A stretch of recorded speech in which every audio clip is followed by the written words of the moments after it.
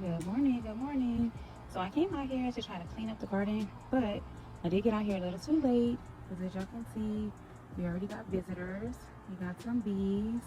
And so typically if I see a bee or a wasp or any other pollinator, I typically don't come out to do any cleanup because I want them to naturally do their job without me disturbing them.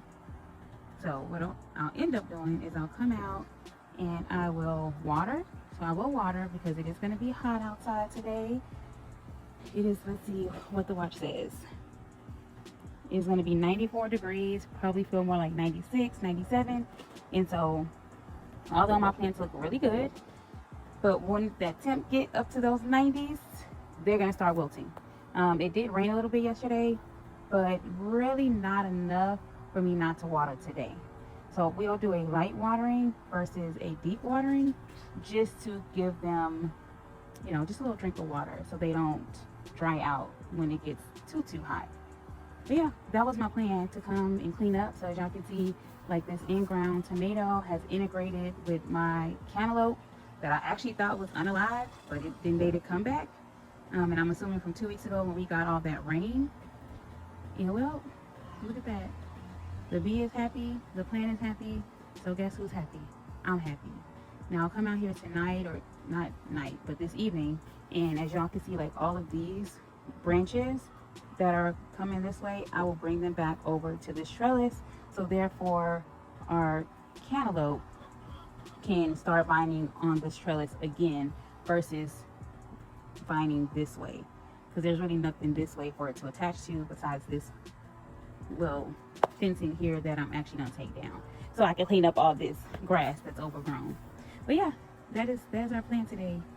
And also I gotta come out here, y'all know I don't like to do pesticides, right? But I am gonna come out with a form of natural pesticide so I can spray for the aphids and the spider mites, because I have spider mites all over here in this piece of my garden. That is why you see this ashwagandha look a little pale. That is why that over there looks a little ashy. And then that is why this cucumber plant ultimately met its demise. It was not just because it's hot, it is because the spider mites came and depleted all the nutrients from said plant. And I want to keep it from going over to my chili peppers, my shampoo ginger, and then ultimately my tomato plant, because as y'all can see, it's already started to work its way over there on top of stink bugs. Yeah, I'm gonna have to get a vacuum. I'm gonna have to just get a vacuum. It is what it is. I don't want to, but I'm gonna have to, because look at that. They just feasting. Big old feast. But yeah, that is what I'm about to do. Let me go ahead and get watering. I won't disturb the natural ecosystem that's occurring right now in my garden, but I will come out this evening to do what I need to do. And as always, y'all, happy gardening.